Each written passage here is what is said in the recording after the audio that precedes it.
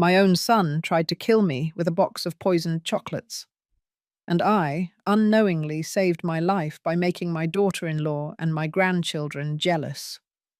When he called me, asking if I had eaten the chocolates, I told him no, that I had given them to Laura and the kids. The silence on the other side of the line was deafening. Then he yelled like a desperate man, "You did what?" At that moment, I did not understand why Thomas was so upset. I thought he was angry because I had given his gift to other people. How naive I was. My name is Dorothy. I am 69 years old. For 40 years, I sacrificed everything for my son, Thomas. Everything. My youth, my dreams, my savings. I adopted him when he was just 2 years old, after his biological parents died in an accident. I gave him my last name, my unconditional love, my entire life. But that day, the day of my 69th birthday, everything changed. That box of artisanal chocolates that arrived at my door looked like a beautiful gift from a grateful son. The chocolates were exquisite, expensive. They came in an elegant box with a card that read, "To the best mother in the world. With love, Thomas." I was so touched. It had been months since I had received any affectionate gesture from him. Since he married Laura, everything changed. She arrived like a storm in our lives, filling my son's head with poison against me. "Your mother is too nosy," she would say. "You are too old for her to be taking care of you," she would whisper in his ear.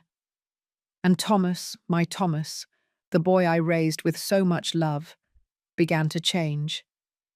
Little by little, he drifted away. Visits became scarcer, calls colder, hugs more distant. But I kept hoping. I kept believing that my son would go back to being the person he was before. That morning, when the chocolates arrived, I thought it had finally happened. That my son had remembered how much he loved me.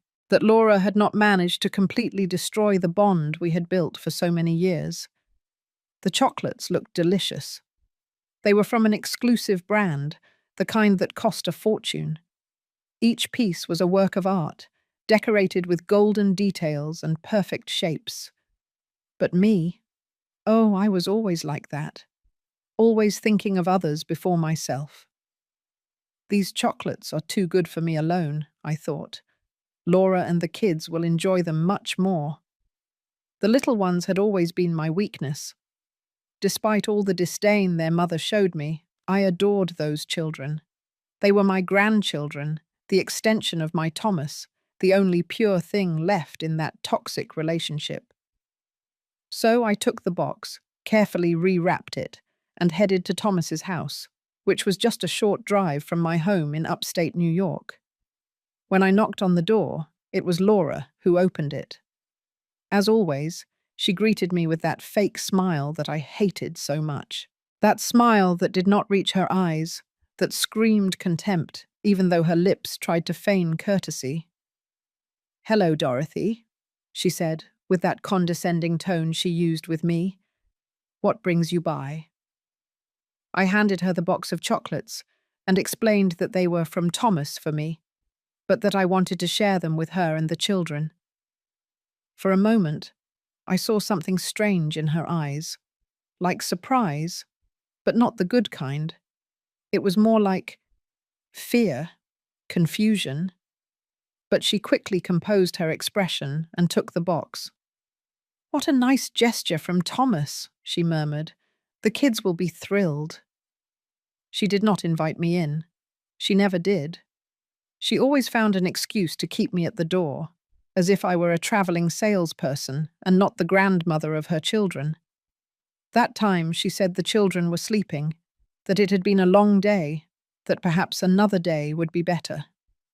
I went home with a slightly sad heart, but also with a certain satisfaction. I had done something good. I had shared the joy of my son's gift with his family. That night, I went to bed thinking that maybe, just maybe, that gesture would help smooth things over between Laura and me. The next day, the phone rang early. It was Thomas. His voice sounded strange, tense. "Mum," he said to me, "how are the chocolates?" The question took me by surprise. It was rare for him to be so interested in knowing if I had enjoyed a gift. Usually, after giving me something, he seemed to completely forget about the matter. "Oh, Thomas," I replied honestly. "I gave them to Laura and the kids. You know how much they love sweets." The silence that followed was terrifying. It was as if the world had stopped. I could hear my own heart beating as I waited for his answer. Then he exploded. "You did what?" he yelled with a fury I had never heard in his voice. "I gave them to Laura and the children." "You're crazy." His voice trembled in a way that frightened me. It was not just anger. It was pure panic. "Thomas, I don't understand," I said, trying to stay calm. "I thought you'd be happy that I shared your gift with your family." But he kept shouting, increasingly desperate. He asked me over and over if I was sure I had not eaten a single chocolate, if I had given the whole box, if the children had already eaten them. His questions were so specific, so urgent, that I began to suspect. Why did he care so much that I had not tried the chocolates? Why did he seem relieved that I had not eaten them, but desperate that I had given them to his own family? He hung up abruptly after shouting that I was an idiot, that I had ruined everything. I was left with the phone in my hand, trembling, not understanding what had happened. But something inside me, a maternal instinct that I had developed over years of caring and protecting, told me that something was terribly wrong. That afternoon, Laura called me. Her voice sounded different, worried. "Dorothy," she said to me, "the children felt sick after eating the chocolates. We had to take them to the hospital in Staten Island." My blood ran cold. "What happened to them?" I asked with my heart in my throat. "The doctors say it was food poisoning," she replied. "But it's strange. The chocolates smelled odd when we opened them, but the children had already eaten several before we realized it." My world began to crumble. The chocolates my son had sent me, the chocolates I had given with so much love, had made my grandchildren sick.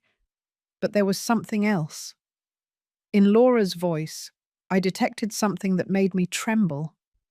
It was fear, yes, but also understanding.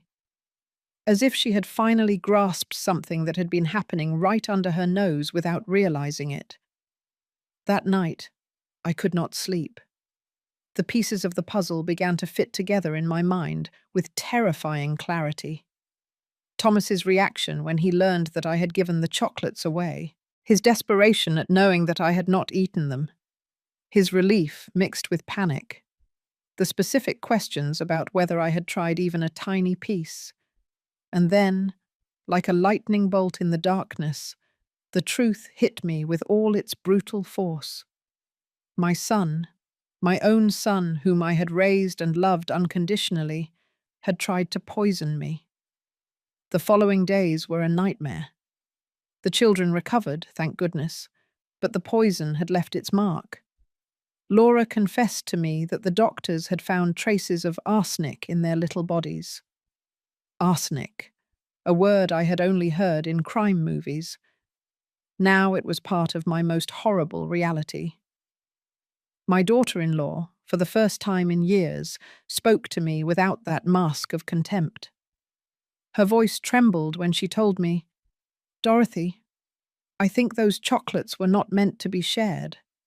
I think they were specifically for you." Her words confirmed what my heart already knew, but my mind refused to accept. Thomas had disappeared. He did not answer the phone. He did not reply to messages. When Laura went to look for him at his job at the Manhattan accounting firm, they told her he had requested emergency time off. He had run away like the coward he was, leaving his wife and children to suffer the consequences of his devilish plan. But I knew my son. I knew where to find him. I knew that when he felt cornered, He always ran to the same place, the house of his Aunt Natalie, my younger sister. She had always had a weakness for Thomas, always justifying his mistakes, protecting him from the consequences of his actions. I drove to Natalie's house with my hands trembling on the steering wheel. 40 years of unconditional love, 40 years of sacrifices, 40 years of giving everything I had. And this was what I received in return: a son who wanted to see me dead. When I knocked on the door, Natalie opened it with a look of guilt. "Dorothy," she murmured, "I didn't know you were coming, but I had already seen Thomas's car parked on the corner." "I know he's here," I said in a voice I did not recognize as my own. Thomas appeared behind her like a ghost. His face was drawn, his eyes sunken, but what struck me the most was the expression on his face. There was no remorse. There was no guilt. There was only resentment, as if I were the culprit of this whole disaster. "Why?" was the only thing I could ask him. "Why did you want to kill me?" My voice broke on that last word. Kill me. My own son had wanted to kill me. His answer broke my soul into 1,000 pieces. "Because you're a burden," he said with a coldness that chilled my blood. "Because you've always been a burden. Because I need your inheritance and you never die." My inheritance, of course. It all came down to money. The money I had saved for decades working day and night. The money I had saved living like a pauper to secure a future for him. The money I planned to leave him when I died naturally, of old age, surrounded by the love of my family. "But I didn't know you had so much money," he continued with that poisonous voice. "Until I saw the bank documents when you got sick last year. $200,000, Mum. 200,000 that I need now, not when you're 90 years old. $200,000 that I had earned with blood, sweat, and tears. $200,000 that represented 40 years of work, deprivations, of sleepless nights working double shifts to give him the best education, the best clothes, the best opportunities. Besides," he added, as if it were the most natural thing in the world, "you're old. What else are you going to do with your life? Why do you need so much money at your age?" His words were daggers in my heart. Every syllable was a deeper betrayal than the last. Natalie tried to intervene. "Thomas, don't talk like that," she murmured, but he silenced her with a look. "Aunt, you know I'm right. She's already lived her life. I have a family to support, children to educate, a future ahead of me." "A future built on my corpse," I replied with a bitterness I did not know I had inside. "A future bought with my death." He looked at me with contempt, as if I were the crazy one, as if I were the villain in this twisted story. "Don't be dramatic," he told me. It was going to be quick. The chocolates had enough arsenic to look like a natural heart attack. No one would have suspected anything. You would have died peacefully, sleeping, and I would have inherited what was going to be mine anyway. His words revealed the depth of his betrayal. It had not been an impulse, a moment of madness. It had been a calculated, meticulous, cold plan. He had researched the poison. He had bought the most expensive chocolates to disguise the taste. He had calculated the exact dose. My death had been planned with the same dedication that I had put into planning his birthdays for so many years. "And what happened?" I asked him. "Why didn't your perfect plan work?" His face twisted into a grimace of frustration. "Because you're too stupid to eat chocolates your own son gives you," he spat at me. "Because you always have to be the martyr. You always have to give everything. You always have to be the selfless, saintly mother." The irony was suffocating.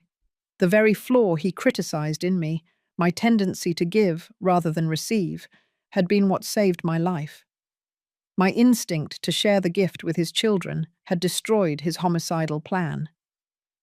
"But the worst part," he continued with rising anger, "is that now Laura knows everything. The children were about to die because of you, because of your damn compulsion to share what does not belong to you. He blamed me. After trying to murder me, he blamed me for the poisoning of his own children. Laura had appeared in the doorway during our conversation. Her face was pale, her eyes full of tears. She had heard everything.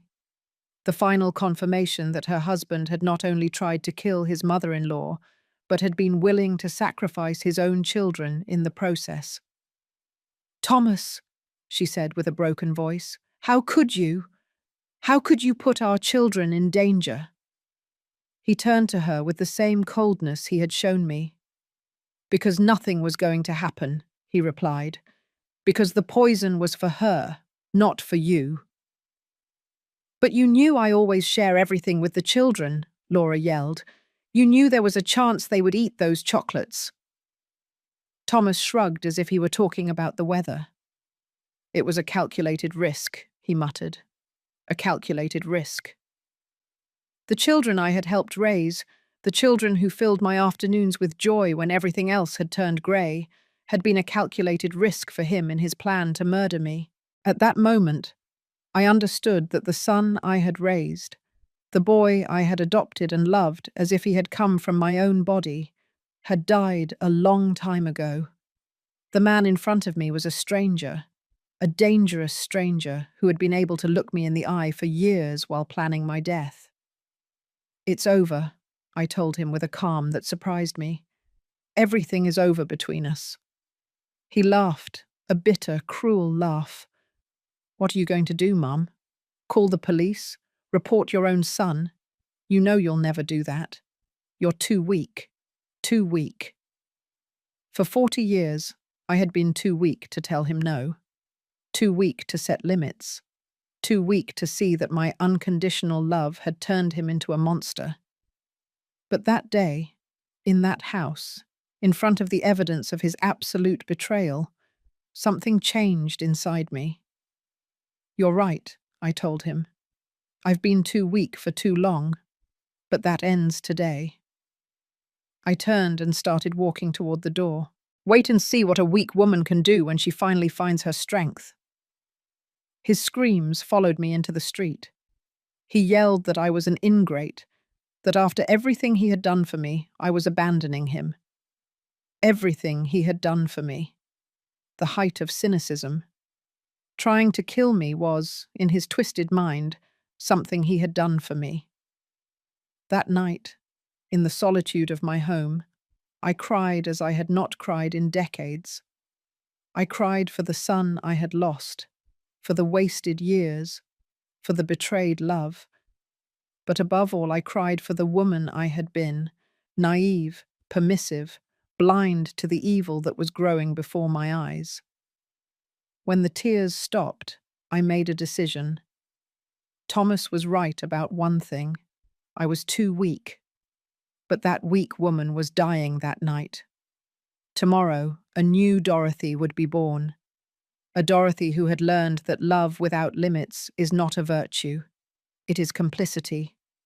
A Dorothy who had discovered that sometimes, to protect yourself, you have to become what your enemies least expect. My phone rang. It was Stanley, my lawyer, an old family friend.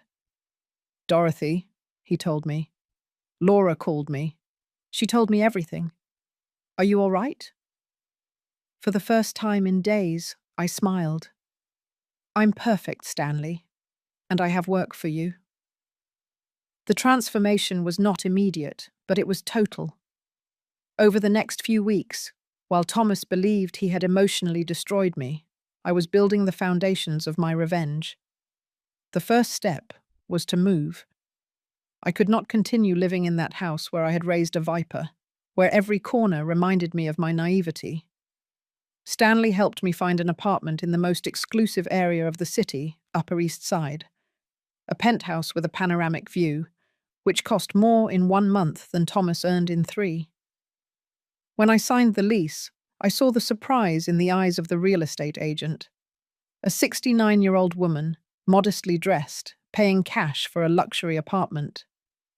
"It's for my retirement," I told her with a smile. I decided it was time to give myself some treats. Retirement. What a liberating word. I was retiring from being a mother. I was retiring from being the victim. I was retiring from being the woman who gave everything and asked for nothing in return. The apartment was spectacular. Marble floors, floor-to-ceiling windows, a kitchen that looked like it was out of a magazine. But what I liked most was the study, a quiet space where I could plan, where I could think, where I could become the strategist Thomas had never imagined I could be. Stanley was my first ally in this new life. For years, he had handled my basic legal affairs, wills, insurance, minor procedures. But now I needed something more. I needed a legal warrior who would help me systematically dismantle the life of the man who had tried to murder me. Dorothy, he told me in our first serious meeting, this is going to be brutal. Thomas is not going to give up easily. He's going to fight. He's going to lie. He's going to try to manipulate the situation in his favor. I leaned back in his office's leather chair and looked him in the eye. Stanley, he underestimated me for 40 years. Now it's my turn to surprise him. The first thing we did was secure my money. Thomas knew about the main account, but he did not know about the other three. He did not know about the certificates of deposit that I had been religiously renewing every year. He did not know about the stocks I had bought with the extra money from my weekend jobs. He did not know that his stupid mother had built a modest but solid financial empire. In total, Stanley told me after reviewing all the documents, we are talking about almost $400,000, not $200,000 as he believes. $400,000. 40 years of sacrifice turned into economic power. 40 years of living like a poor woman to die like a queen. But money was only a tool. The real weapon was information. Stanley hired a private investigator, a former police officer named Robert, who specialized in family cases. What we discovered in the following weeks left me speechless. Thomas had not only planned my death for the inheritance, he had debts that I was unaware of. Gambling debts, debts with loan sharks, debts that had turned my death into an urgent necessity for him. My son was not just a frustrated murderer. He was a bankrupt gambler who had bet his family's future at my expense. Here is the evidence, Robert said, handing me a folder full of photographs, documents, bank records. Your son owes more than $50,000 to very dangerous people, people who do not accept excuses. The photographs showed him in Atlantic City casinos, in clandestine betting houses in Queens, in nighttime meetings with threatening-looking men. He had mortgaged the house where he lived with Laura without telling her anything. He had pawned his wife's car. He had emptied the children's savings accounts to pay interest.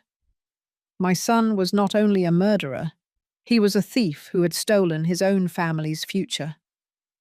Laura doesn't know anything about this, Robert continued. He has been lying to her for months. He tells her he has problems at work, that payments are late, that they need to economize. But the truth is that he is using the house money to gamble. The information was devastating, but it was also perfect. Thomas had built his own prison with his lies and addictions.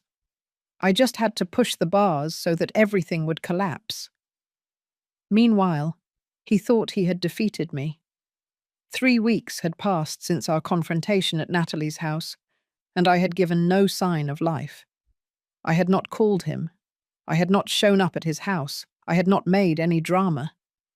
In his narcissistic mind, this confirmed his theory. I was too weak to face him. But I was working. Every day, from my new apartment, I coordinated the next moves with Stanley. Every night, I reviewed Robert's reports, learning more about the monster my son had become. Every dawn, I planned the next step of my meticulous revenge. The first phase was psychological. I needed Thomas to feel like he was in control, that he had won. I needed him to become complacent, to lower his guard. That's why I had not given any sign of life. That's why I had let him believe that I was hiding in some corner, crying and feeling defeated. Stanley had explained the legal process to me. We have evidence of the attempted poisoning, he told me, the children's medical analysis, Laura's testimony, the recordings you made of his confessions. Yes, I had recorded our entire conversation at Natalie's house. A small device Robert had given me, hidden in my purse. But, Stanley continued, a criminal process is going to be long and complicated. There will be media coverage. There will be public scandal. Are you prepared for that? I was more than prepared. After 40 years in the shadows, I was ready to come out into the light and show the world who Thomas really was. Besides, he added with a smile, we have evidence of fraud, embezzlement, and financial manipulation. We can destroy him economically before the criminal process even begins. Economically? The word sounded delicious. Thomas had tried to kill me for money.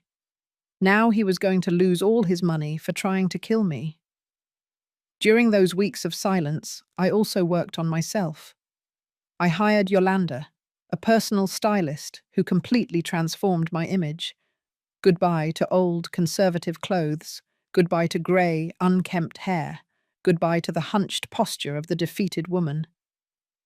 When Yolanda finished with me, I did not recognize myself in the mirror. My hair was dyed an elegant brown, cut in a modern style that took 10 years off me. My clothes were sophisticated but not ostentatious. Quality suits, designer shoes, discreet but expensive accessories.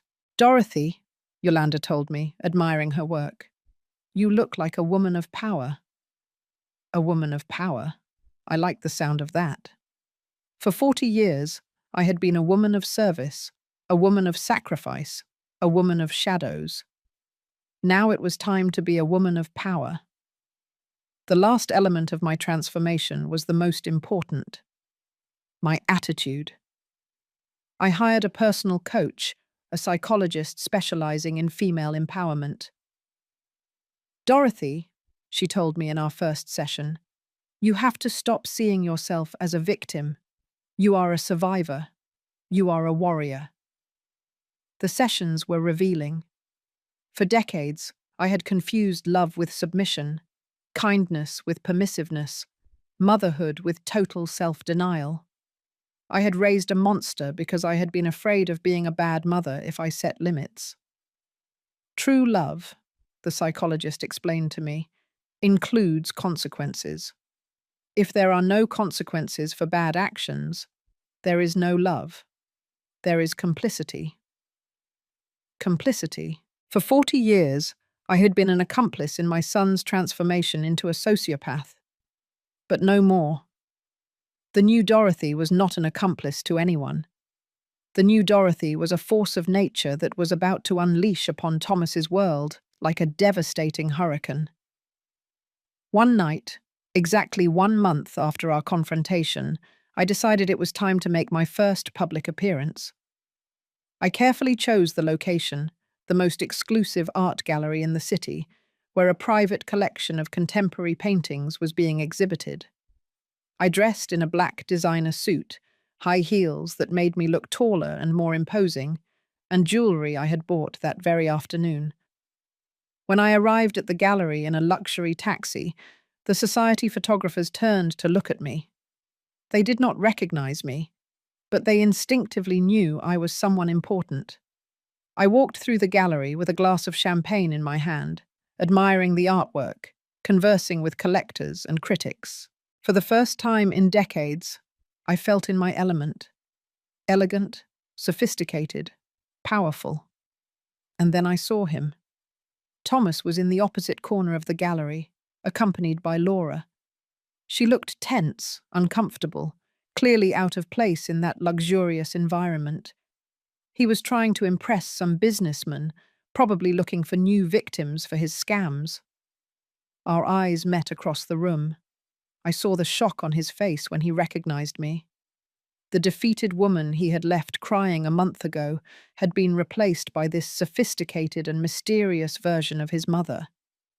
I approached slowly, savoring every step.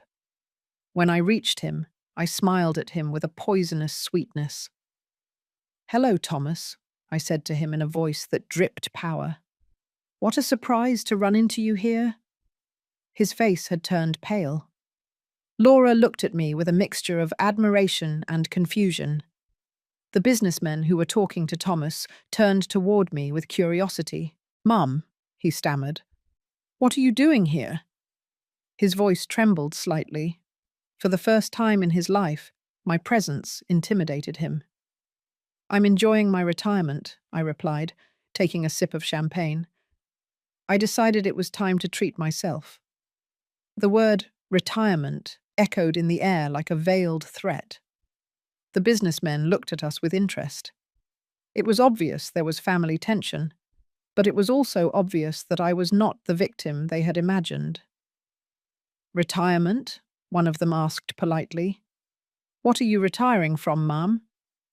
"From being too generous," I replied without taking my eyes off Thomas. "Sometimes when you give too much, people get used to receiving. There comes a point where you have to stop giving and start collecting." "Collecting?"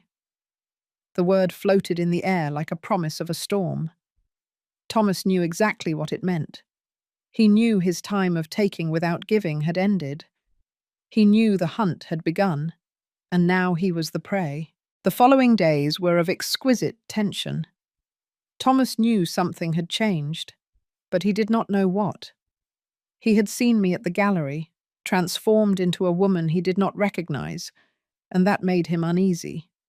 He began calling me obsessively, but I did not answer. I let his calls go to voicemail, where I could hear his growing nervousness. "Mum, answer the phone," he said in his messages. "We need to talk. I need to know what you are planning." What are you planning? For the first time in his life, he was the one who was afraid of me. For the first time, I was the predator and he was the prey. Stanley had begun the legal phase of my revenge. The first thing was to file a civil lawsuit for attempted murder, with all the evidence we had gathered. The children's medical analysis, the audio recordings, the testimonies of Laura and the medical staff who had treated my grandchildren. "Dorothy," Stanley told me in his office, "this lawsuit is going to be a scandal. The media are going to cover the case. Your story is going to be on every newscast." Perfect. I wanted the whole world to know who Thomas really was. I wanted his neighbors in Connecticut, his co-workers, his friends, to know that he had tried to murder his own mother. But the civil lawsuit was only the appetizer. The main course was the investigation Robert had completed into Thomas's illegal activities. Mortgage fraud, misuse of family funds, defrauding loan sharks, tax evasion. My son had built a financial house of cards that was about to collapse. "Here are all the documents," Robert said, handing me 3 folders full of evidence. "Your son has been stealing from his own family for months. Laura can sue him for marital fraud and recover everything he stole." Marital fraud. The words sounded delicious. I decided it was time to have a conversation with Laura. Despite all our past problems, she was also a victim of Thomas. She had also been deceived, manipulated, stolen from, and most importantly, she was the mother of my grandchildren, the children who had been about to die because of their father.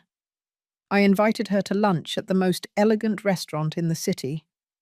When she arrived, I saw the surprise in her eyes at seeing my new version. I was no longer the modest, resigned mother-in-law she had known for years. I was a woman of power who had decided to take control of her destiny. "Laura," I said to her after we ordered our turkey clubs, "we need to talk." She nodded nervously. She knew something big was coming. "I know everything about Thomas's debts. I know about the gambling, about the loan sharks, about the mortgage he put on your house without your knowledge." Her face fell apart. How do you know that? She murmured. Because I hired investigators, I replied calmly. Because I decided to stop being the victim and become the hunter. I handed her one of the folders Robert had prepared. Everything is there. Documents, photographs, bank records. Laura reviewed the papers with tears in her eyes. Each page was a deeper betrayal. Her husband had not only tried to murder his mother-in-law, but had been systematically stealing his family's future to feed his gambling addiction. Dorothy, she said to me with a broken voice, I didn't know any of this. He told me there were problems at work, that we needed to economize. I never imagined that he was… Her voice was lost in sobs. That he was destroying our lives. Laura, I said, taking her hand, you are not to blame for anything. Thomas deceived both of us, but now we have the opportunity to get justice. I explained my plan. She could file a lawsuit for marital fraud, recover the house, protect the children's future. I would help her with the legal expenses. But, I added firmly, I need you to testify against Thomas. I need you to tell the whole truth about the chocolates, about his confession, about everything you have seen. She did not hesitate for a second. Of course, she told me. It is the least I can do after everything that has happened. While we were eating our mashed potatoes, Thomas arrived at the restaurant. It was no coincidence. He had been following her, worried about this meeting between his wife and his mother. When he saw us together, sharing documents, his face transformed into a mask of panic. He approached our table with agitated steps. What are you doing? He asked in a tense voice. What are you talking about? His desperation was palpable. He knew his world of lies was collapsing. We are talking about you, I replied with a cold smile. We are talking about your debts, your lies, about how you have been stealing from your own family. Thomas looked at the documents on the table, and his face completely collapsed. Laura, he pleaded with his wife, don't listen to this crazy old woman. She's trying to manipulate you, to separate us. Crazy old woman. Even in that moment of total panic, he could not stop insulting me. He was incapable of showing respect or remorse. Thomas, Laura told him in a voice I had not heard before, a voice full of strength and determination. I know everything now. I know about the gambling, about the debts, about the mortgage. I know you have been lying for months. He tried to deny it, but she interrupted him. And I know you tried to kill your mother. She shouted the last words, attracting the attention of the entire restaurant. The diners turned toward us, murmuring among themselves. Thomas realized he was being watched and lowered his voice, but his desperation was increasingly evident. Laura, please, he whispered to her. We can fix this. We can work it out together. You don't need to listen to this woman. She has always tried to separate us, always manipulating, always blaming others, never taking responsibility for her actions. No, Laura replied firmly. No more lies, no more manipulation. I am going to protect our children, and that means taking them away from you. She got up from the table, picked up her purse, and headed for the exit. My lawyers will be in touch with you. Thomas stood there, next to our table, trembling with rage and impotence. When Laura left, he turned to me with a fury that reminded me why I had decided to destroy him. This is your fault, he hissed through clenched teeth. You ruined my marriage. You destroyed my family. I didn't destroy anything, I replied with supernatural calm. I only brought the truth to light. Your marriage was ruined when you decided to become a liar and a thief. Your family was destroyed when you decided to try to murder your mother. I got up from the table and looked him directly in the eyes. and this is just beginning." His threats followed me into the street. "You're going to regret this," he yelled as I walked toward my taxi. "You're going to pay for destroying my life." Destroying his life. He had tried to destroy mine literally, and now he complained because I was defending myself. That night, Stanley called me with news. "Dorothy, the lawsuit is already in process. The media have started calling. They want interviews. They want your side of the story." It was exactly what I had expected. "Schedule the interviews," I told him. "It's time for the world to know the truth." The first interview was with the most watched news program in the city, Channel 5 News. I arrived at the studio impeccably dressed, with the confidence of a woman who had found her power. The journalist received me with curiosity and compassion. "Miss Dorothy," she said to me in front of the cameras, "tell us your story. How did you discover that your son had tried to poison you?" I told her everything. The chocolates, Thomas's reaction, the children's poisoning, his cold and calculated confession. I spoke calmly without dramatizing, letting the facts speak for themselves. "How does a mother feel when she discovers that her son wants to kill her?" the journalist asked me. "She feels free," I replied. "She feels free from an illusion she had maintained for 40 years. She feels free to stop protecting someone who never protected her." The interview went viral. Within hours, my story was on all social media. The comments were overwhelmingly supportive.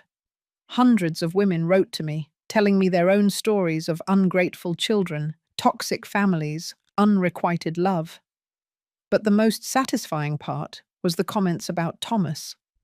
His co-workers began to recognize him as the son who had tried to murder his mother. His neighbors began to look at him with contempt. His friends began to distance themselves from him. The scandal followed him everywhere. When he went to the supermarket, people pointed and whispered. When he arrived at work, his colleagues avoided him. When he left his house, he felt the judgmental looks of the entire neighborhood. But I knew this was only the beginning. Public humiliation was satisfying, but true justice was yet to come. The legal processes, the loss of his assets, the complete destruction of the life he had built on lies and betrayals. Thomas had underestimated the woman he had raised for 40 years. He had thought he could get rid of me like throwing away a piece of paper. Now he was discovering that he had awakened a monster much more powerful and ruthless than himself. The hunt had officially begun, and I was a predator who had waited 40 years to show her claws. The legal process advanced like an unstoppable avalanche. Stanley had filed all the lawsuits simultaneously: attempted murder, family fraud, aggravated fraud, and a civil lawsuit for emotional damages amounting to $500,000. Thomas woke up one Monday and discovered that his life had exploded into 1,000 pieces. His bank account was immediately frozen. The few savings he had left after his compulsive gambling were blocked, while the origin of the funds was investigated. His salary was garnished to ensure payment of the civil lawsuits. Overnight, he was left penniless. "Dorothy," Stanley reported to me with satisfaction, "your son is broke. He cannot afford a decent lawyer. He's going to have to settle for a public defender." A public defender against the best law firm in the city. The battle was unequal from the start, but the most delicious thing was seeing how his social world crumbled. The video of my television interview had generated such a scandal that the media began to investigate Thomas's life more deeply. Soon his gambling debts, his scams against co-workers, and his systematic lies came to light. His boss called him to an urgent meeting. "Thomas," he said, "the company cannot afford to have its name associated with this scandal. You are terminated, effective immediately. 20 years working at the same company, eliminated by a scandal he himself had created. The loan sharks, who had been pressuring him for his gambling debts, saw the news and decided to accelerate their collections. They knew that if they did not act fast, they would not recover a single dollar. They began showing up at his house, calling him at all hours, openly threatening him. One night, while I was enjoying a glass of wine in my luxury apartment, I received a call from Laura. She was crying. "Dorothy," she told me between sobs, "men came to the house, armed men. They said that if Thomas doesn't pay them tomorrow, they are going to take the house and everything in it." "Where is Thomas?" I asked her. "He disappeared," she replied. "When he saw those men, he ran out the back door. He left me alone with the children to face those criminals." Cowardly until the end. When things got tough, he abandoned his family to save his own skin. "Laura," I told her firmly, "take the children and go to your mother's house tonight. Tomorrow morning, we are going to fix this." The time had come to show my next hand. The next morning, I arrived at Thomas's house, accompanied by Stanley and 2 bodyguards I had hired. The loan sharks were there, inspecting the property, calculating what they could take to cover the debt. When they saw me arrive, they approached with curiosity. "Ma'am," the leader of the group, a burly man with scars on his hands, said to me, "Are you related to Thomas?" "I am his mother," I replied with the same calm I would use to talk about the weather. "And I have a proposal." I pulled a signed check from my purse. "This is the exact amount my son owes you," I told them. $530,000. Take it and forget about him forever." The men looked at the check in surprise. They did not expect an elegant woman to show up with $500,000 in cash. "Why would you do this for him?" the leader asked me. "I am not doing it for him," I replied. "I am doing it for my daughter-in-law and my grandchildren. They are not to blame for living with a gambler." The man took the check, examined it carefully, and finally nodded. "Deal. Your son is debt-free with us." When they left, Laura came out of the house with tears in her eyes. "Dorothy," she said, "I cannot accept that you pay Thomas's debts." "I'm not paying them for him," I explained. "I'm paying them for you all, and it's not for free." I handed her a document that Stanley had prepared. "It's a property transfer," I explained. "The house is now in your name. Thomas no longer has a legal right to it. And this," I handed her another paper, "is a loan agreement. You owe me $530,000, but you can pay it in small installments over the next 20 years.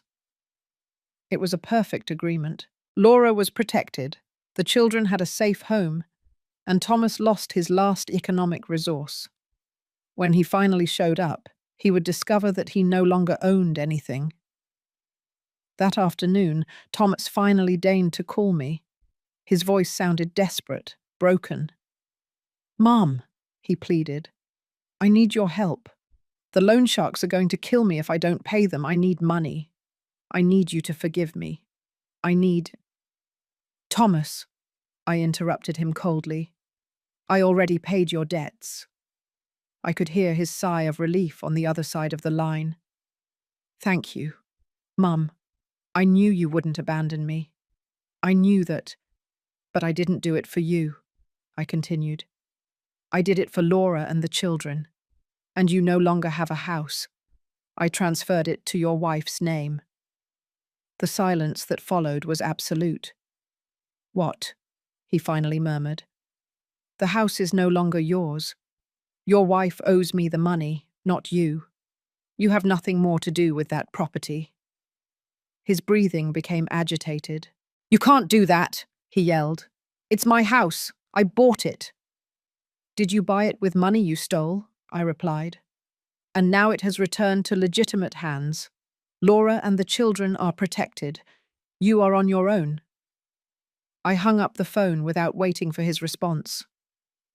The following days were of delicious tension. Thomas showed up at the house, but Laura had already changed the locks. When he tried to force his way in, She called the police. The officers arrived and explained to him that he no longer had a legal right to the property. "But she's my wife," he yelled as they escorted him out of his own house. "I have a right to be here." "Sir," the officer told him, "your wife has requested a restraining order. You cannot approach within 200 yards of this property." Restraining order. Laura had followed my advice to the letter. Now Thomas had not only lost his house, but legally could not go near his family. He was a complete pariah, rejected by society and abandoned by his own. Homeless, jobless, penniless, Thomas was forced to take refuge in cheap, run-down motels. But even that became unsustainable when the media began following him. Reporters constantly harassed him, asking him about the attempted murder, about his debts, about his gambling addiction. One night, desperate and humiliated, he decided to do something he considered intelligent, but which turned out to be the final nail in his destruction. He created a social media profile and began live streaming, trying to tell his side of the story. "My mother is crazy," he said in front of his phone camera from a dirty motel room. "She is making all this up because she wants attention. I never tried to poison anyone. The chocolates were normal. She is manipulating my whole family against me." But the internet does not forgive. Users began bombarding him with specific questions he could not answer. "Why was there arsenic in the chocolates?" they asked. "Why did your children get poisoned?" they insisted. "Where is the proof that your mother is lying?" His broadcast went viral, but not in the way he expected. It went viral as an example of pathological narcissism, as the live confession of a man who could not accept responsibility for his actions. The comments were brutal, ruthless, merciless. "This guy really thinks we're stupid," someone wrote. "His own wife is reporting him, and he says it's all a lie," added another. "Typical psychopath, always blaming others," commented a third. But what really sealed his fate was when someone asked him directly, "If you are innocent, why don't you sue your mother for defamation?" Thomas was speechless. He could not sue me because he knew I had all the evidence. He could not deny the attempted poisoning because the evidence was irrefutable. His silence at that question was interpreted by everyone as an admission of guilt. The broadcast ended abruptly when he began receiving death threats live. He had tried to manipulate public opinion and had achieved exactly the opposite. The next day, clips of his broadcast were on every newscast. Behavioral analysts dissected him as a case study of malignant narcissism. Psychologists explained on television how his inability to accept responsibility was typical of antisocial personalities. Thomas had achieved something that I could not have achieved even with the best public relations team. He had destroyed his own reputation so completely and publicly that there was no turning back. He had become the national villain, the symbol of filial ingratitude taken to the extreme. But for me, the most satisfying thing was not his public humiliation. It was the tranquility I saw in Laura's eyes when I visited her, the security my grandchildren felt in their own home, the peace I had found by moving away from the toxicity that had dominated my life for decades. Formal justice was still in process, but poetic justice had already been served. The son who had tried to kill me for money now did not have a single dollar. The man who had scorned my love now begged for my forgiveness. The manipulator had been exposed and rejected by everyone. And I, the victim who had spent 40 years in silence, had finally found my voice.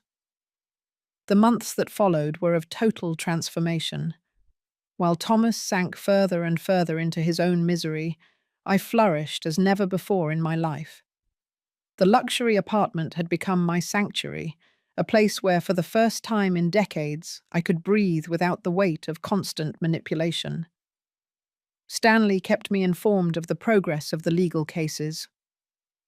"Dorothy," he told me during one of our weekly meetings, The district attorney is very interested in prosecuting Thomas for attempted murder. The evidence is overwhelming. The audio recordings, the medical testimonies, the confessions he himself had made, everything formed a solid and irrefutable case. Furthermore, Stanley continued with a smile, his public defender is trying to negotiate a plea bargain. He knows he cannot win this case. A plea of guilty would mean Thomas would have to publicly admit, in front of a judge, that he had tried to murder his own mother. But what truly filled me with satisfaction was seeing how Laura had flourished after breaking free from the toxicity of her marriage. Without the constant lies, without the financial stress, without the emotional manipulation, she had returned to being the strong woman I had glimpsed years ago. "Dorothy," she told me during one of our weekly lunches, "for the first time in years, I feel free. The children are happy, safe. They sleep peacefully for the first time in months. Seeing my grandchildren recover their innocence, seeing their sincere smiles, was worth more than any revenge I could plan." One afternoon, while enjoying a coffee on my apartment terrace, I received an unexpected call. It was Natalie, my sister. Her voice sounded embarrassed, guilty. "Dorothy," she told me, "I need to talk to you. I need to apologize." I decided to receive her at my house. When she arrived, the difference between us was abysmal. I looked elegant, serene, empowered. She looked consumed by guilt and shame. "Dorothy," she began with tears in her eyes, "I knew Thomas had problems, but I never imagined he was capable of trying to kill you." "Natalie," I replied with a calm that surprised me, "you always knew there was something wrong with him. You always justified him. You always protected him from the consequences of his actions." She nodded, unable to deny the truth. "I know I was an accomplice to his behavior. I know I failed you as a sister. What hurts me the most," she continued, "is that when he came to ask me for refuge after trying to poison you, I welcomed him into my house. I protected him, knowing what he had done." Her tears were genuine. Her repentance seemed real, but the damage was already done. "Natalie," I told her, without cruelty, but with firmness, "for 40 years, you chose to protect a monster instead of protecting your sister. I cannot simply forget that, because you feel guilty now." She left my house crying, but I felt at peace. I had set clear limits. I had expressed my truth without aggression, but without concessions. The criminal trial began 6 months after the attempted poisoning.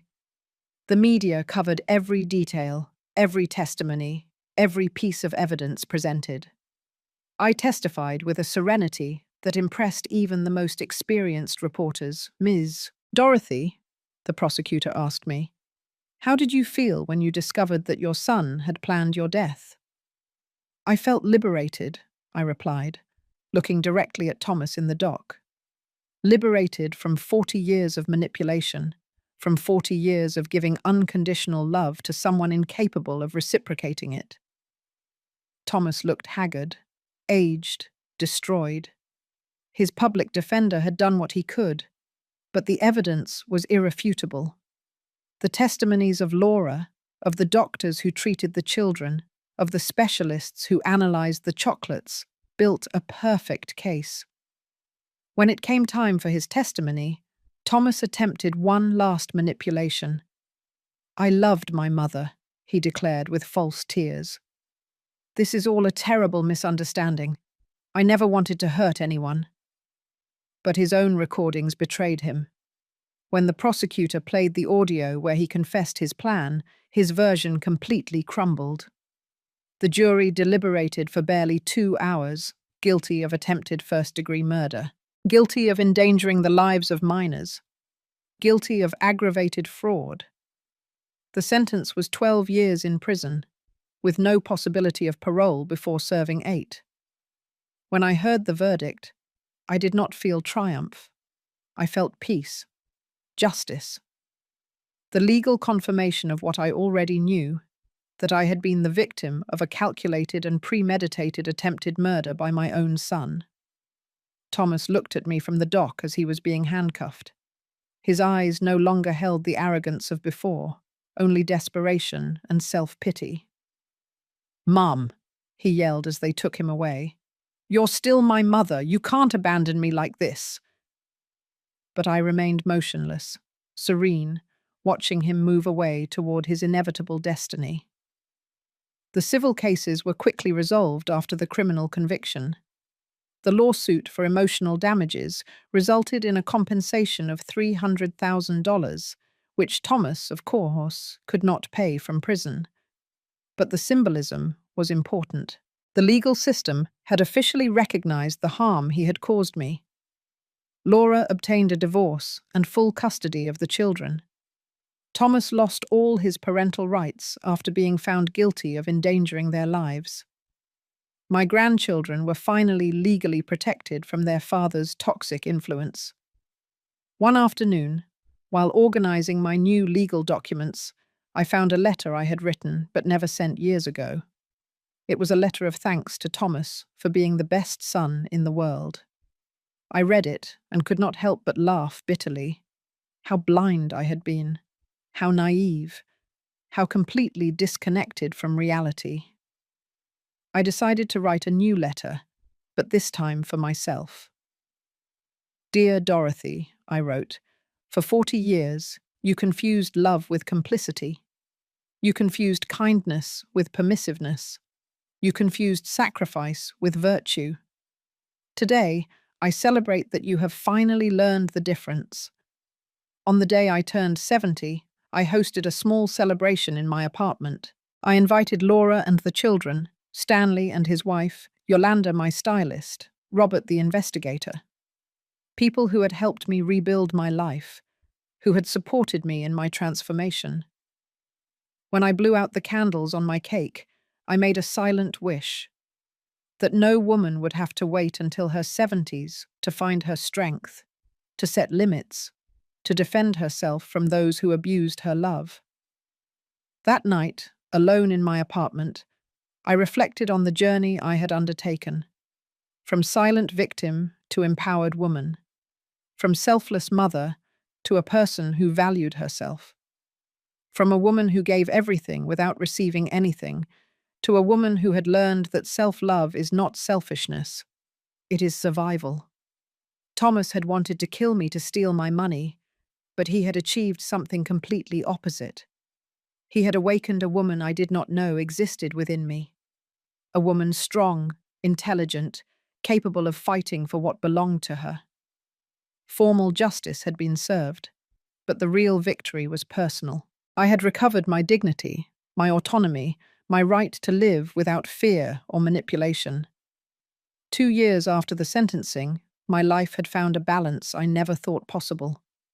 The emotional wounds had healed, not with forgetting, but with wisdom. I had learned that healing does not mean forgetting, but integrating the pain into a new, stronger version of yourself. My daily routine was a testament to my newfound freedom.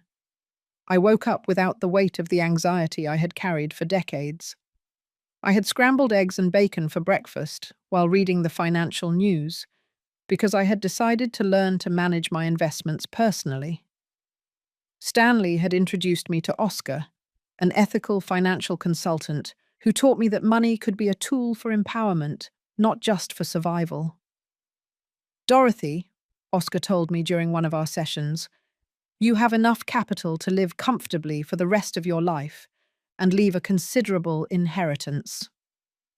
Inheritance, the word that had motivated the attempted murder, now had a completely different meaning for me. I had decided to create a trust for my grandchildren, administered by Laura until they turned 25. I also established a foundation to help older women victims of family abuse. My traumatic experience had turned into social purpose. The children visited my apartment every weekend. Seeing their little faces light up when they arrived was the most powerful medicine for any residual sadness.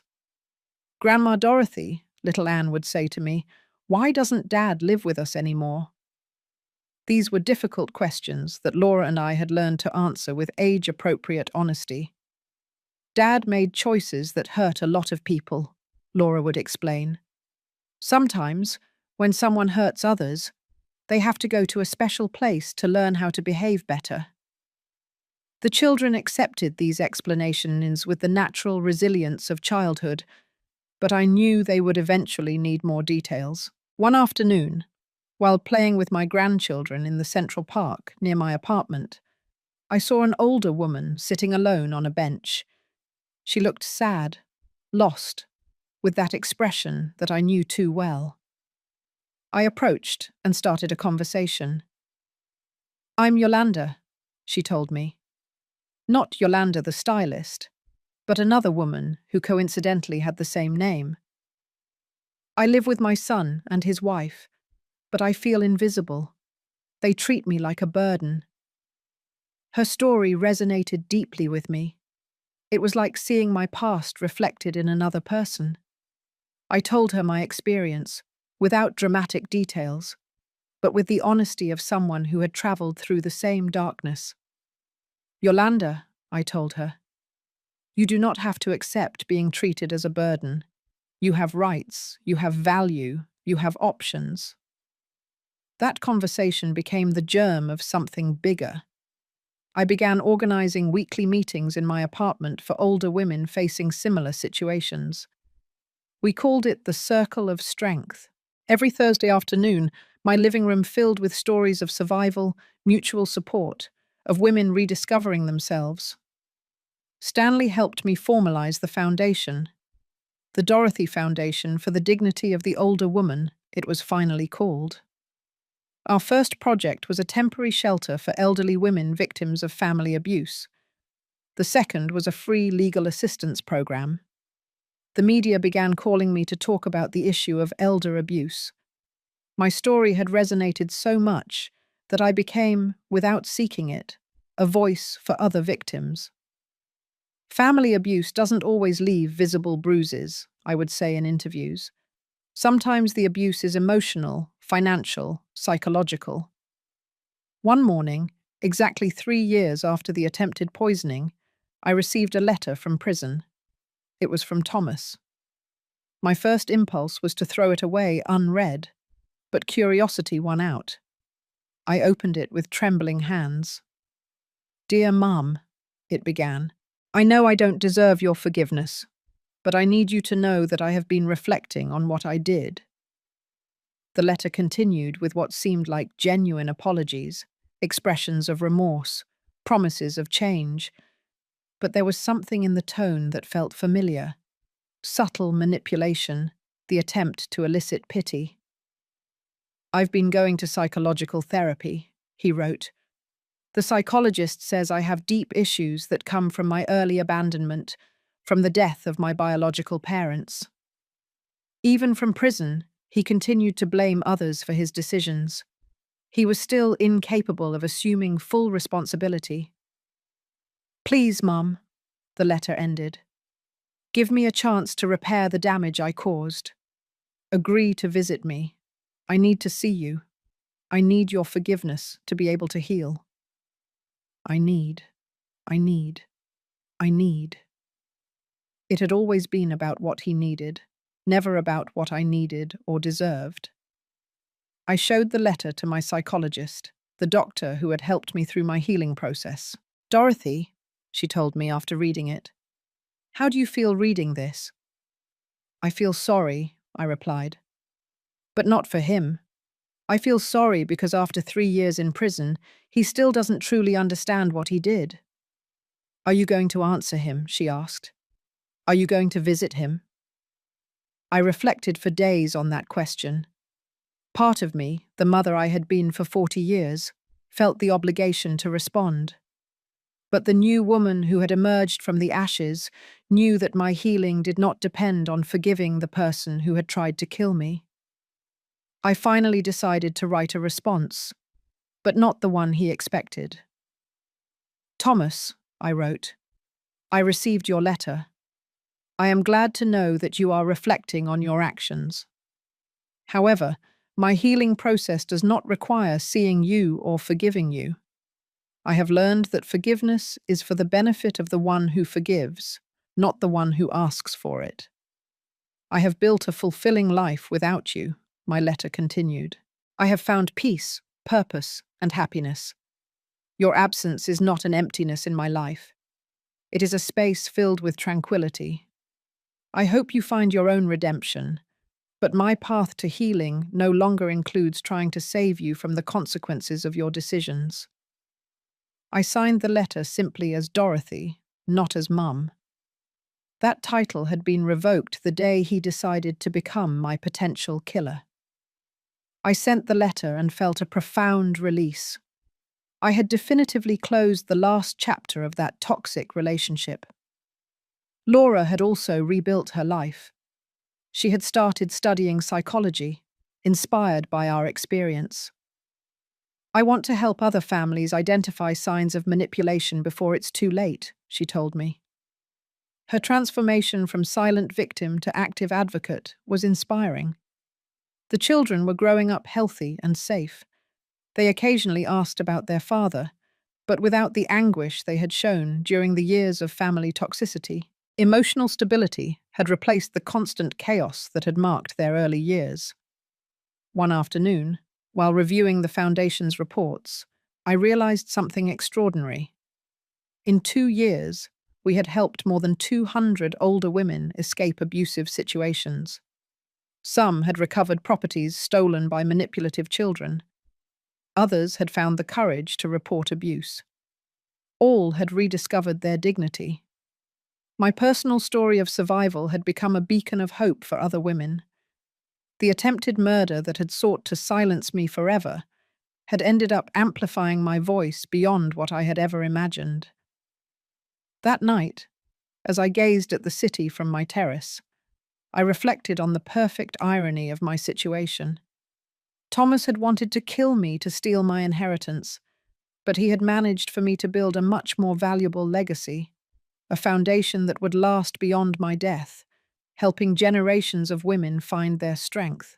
The woman I had been for 70 years had symbolically died on the day of the poisoned chocolates. The woman who had been born from those ashes was stronger, wiser, more complete. I had learned that sometimes, to find the light, you have to go through the deepest darkness. My revenge had been complete, but not because of Thomas's destruction, but because of my own reconstruction. The best revenge had turned out to be living fully, without fear, without guilt, without the shadow of manipulation darkening my days. 5 years after the sentencing, my life had reached a fullness I never thought possible. The foundation had grown exponentially, with offices in 3 states and a team of 20 dedicated professionals. We had helped more than 500 women regain their dignity and autonomy. One morning, Stanley called me with unexpected news. "Dorothy," he told me with a grave voice, "Thomas is applying for parole. He has served 5 years of his sentence, and his lawyer argues good behavior." My heart momentarily sped up, but the anxiety lasted only seconds. I was no longer the vulnerable woman I had been. "What does that mean for us?" I asked calmly. "It means there will be a hearing," Stanley explained. "The judge will review his case. He will hear testimonies for and against his release. You have the right to testify." I decided it was time to face Thomas one last time, but from a position of absolute power. For 5 years, I had built a new identity, a new life, a new purpose. He had remained stagnant in a cell, paying for his crimes. The hearing was scheduled for a Tuesday morning. I arrived at the courthouse accompanied by Laura, who was now a licensed psychologist and the associate director of my foundation. We dressed professionally, projecting the image of the successful women we had managed to become. When Thomas entered the room, his appearance struck me. 5 years of prison had transformed him into a prematurely aged man. His hair was completely grey, his face marked by deep wrinkles, his posture hunched by defeat. There was no trace left of the arrogant man who had tried to murder me. His lawyer presented the case for parole. "My client has shown genuine remorse," he argued. "He has participated in rehabilitation programs. He has maintained excellent conduct. He has expressed sincere desires to repair the damage caused to his family." When it was my turn to testify, I rose with the serenity of someone who has found inner peace. "Your Honor," I began, "for 5 years, I have observed the consequences of the defendant's actions, not only in my life, but in the lives of his children, who have thrived in an environment free from his toxic influence." I looked directly at Thomas as I spoke. "I have built a foundation that has helped 500 women victims of family abuse. Every one of those stories reminds me why it is important for actions to have real and lasting consequences." "Mr. Thomas not only attempted to murder me," I continued firmly. "He endangered the lives of his own children. He stole from his family. He lied systematically for years. His early release would send a dangerous message that repentance after being caught can erase the severity of trying to murder your own mother." The judge listened intently, taking notes. When Thomas had the opportunity to speak, he addressed me directly. "Mum," he said with a broken voice, "I know I don't deserve your forgiveness, but I have changed. I have understood the damage I caused. I have spent 5 years reflecting on my mistakes." His words sounded rehearsed, calculated to generate compassion, but they no longer had power over me. "Thomas," I replied calmly, "you lost the right to call me mother the day you decided to become my potential killer. 5 years in prison do not erase 40 years of manipulation or the trauma of discovering that your own son wanted to see you dead." Laura's testimony was devastating for his chances. As a professional psychologist, she explained to the judge the patterns of narcissistic and manipulative behavior she had observed for years. "The children have prospered without their father's presence," she declared. "They have developed emotional stability, security, confidence. His release would represent a setback in their psychological development." The prosecutor presented evidence that Thomas had attempted to contact loan sharks from prison, suggesting that his gambling addiction problems persisted. He had also received money from unidentified sources in his commissary account, suggesting continuous links to questionable activities. After 2 hours of deliberation, the judge announced his decision. "Parole request denied," he declared. "The defendant will serve his full sentence. The premeditated nature of his crimes, combined with the pattern of manipulative behavior and the lack of genuine remorse, make his early release inappropriate." Thomas slumped in his chair. His 5 years of good behavior and mandatory therapy had not been enough to convince the legal system that he had truly changed. He would have to serve 7 more years before being eligible for parole again. When we left the courthouse, I felt a deep but tranquil satisfaction.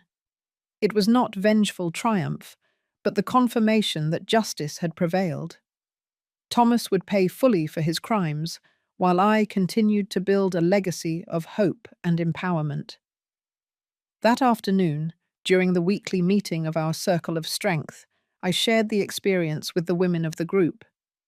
"Today I faced my aggressor once more," I told them, "but no longer from fear or vulnerability.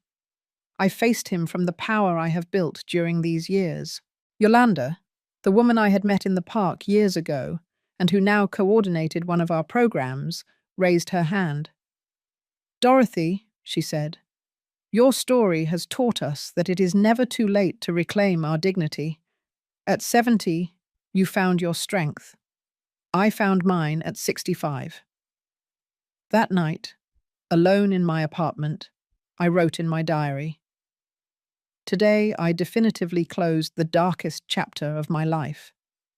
Thomas will remain in prison 7 more years, but I no longer live in the emotional prison he built for me. I am free. I am powerful. I am whole.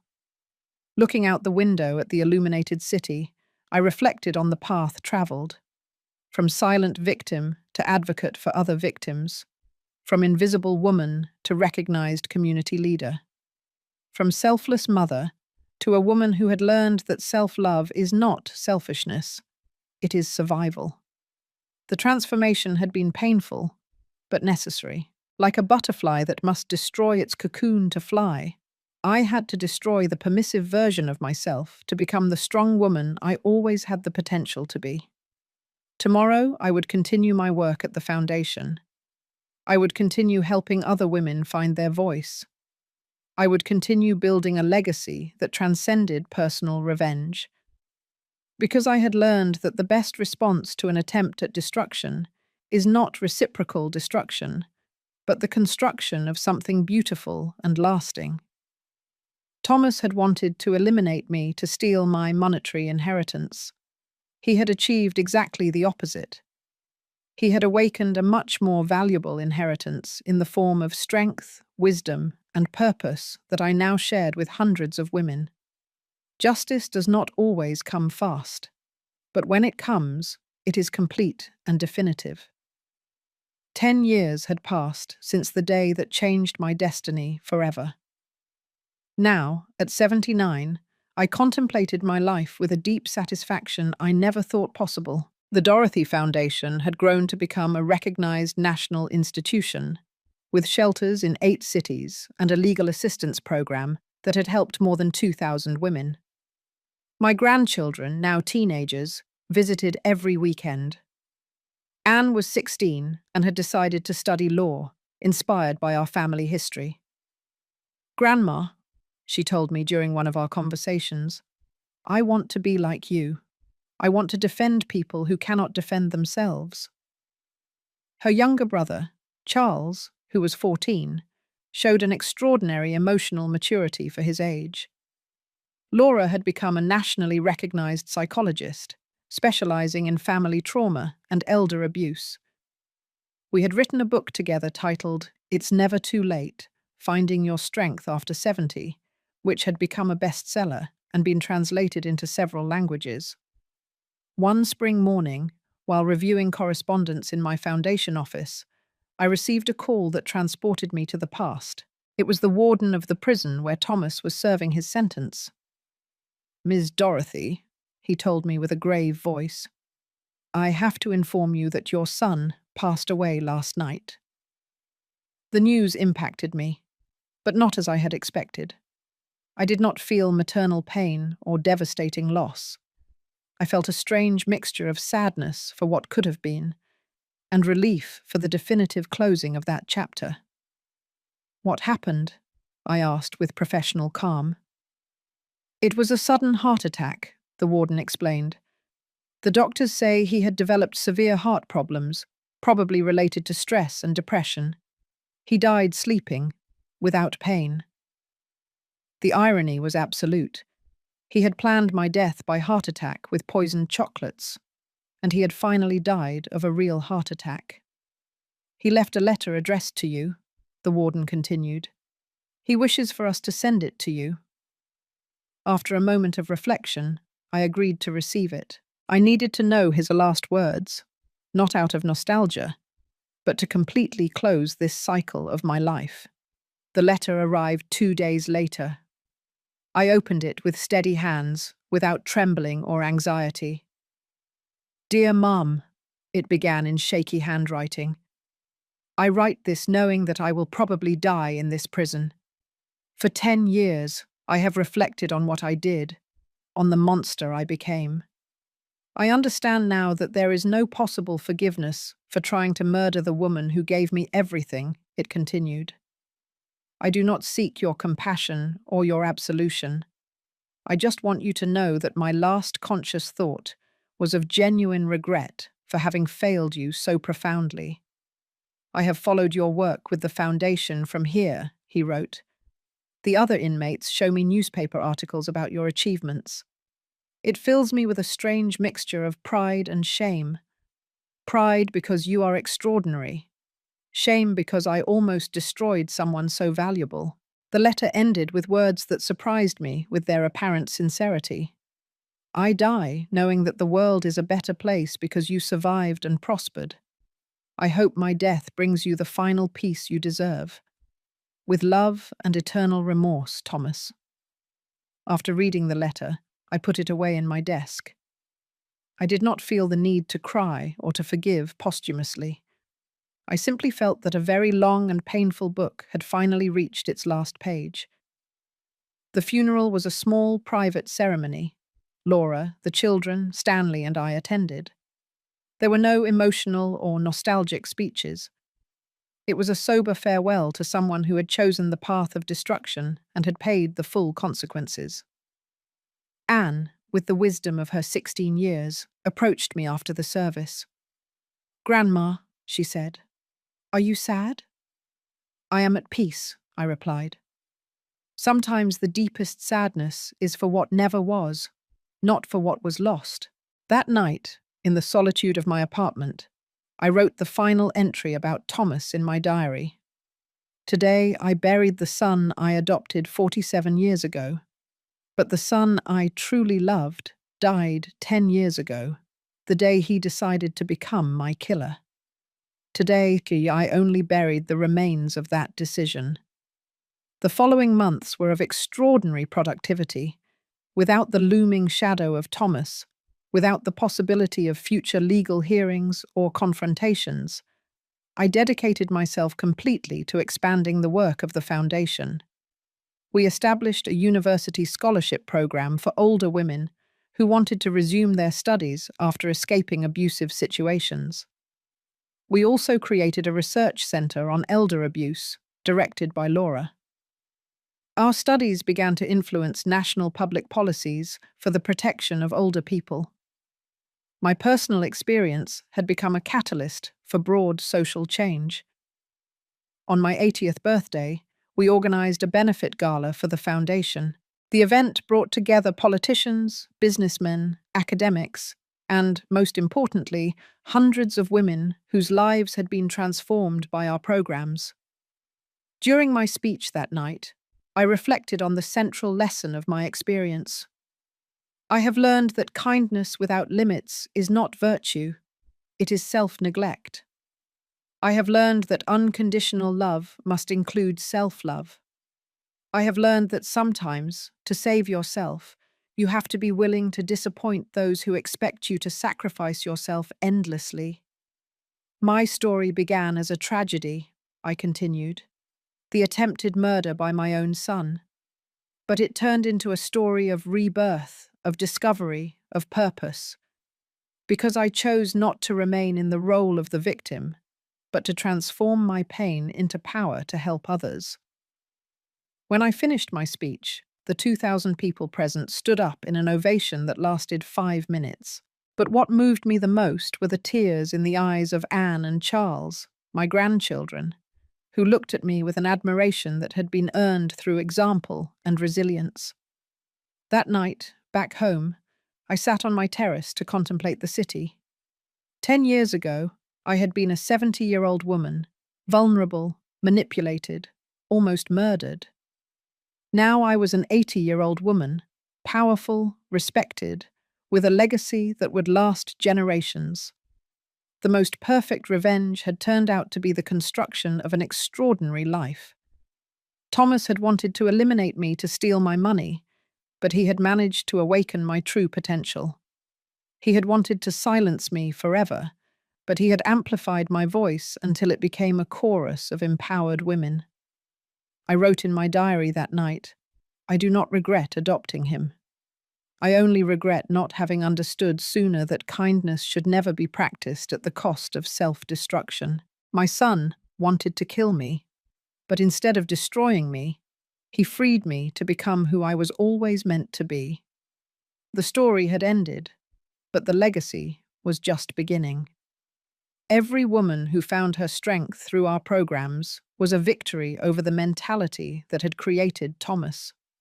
Every limit set, every firm no uttered, Every act of self-love was a silent revolution against the culture that teaches women to give everything without receiving anything. It had taken me 70 years to find my power, but I had used every day of the last 10 to ensure that other women would not have to wait so long. That was my true inheritance. Not money, but wisdom. Not property, but purpose. Not revenge, but victory through transformation. The circle had closed perfectly, and I was at peace.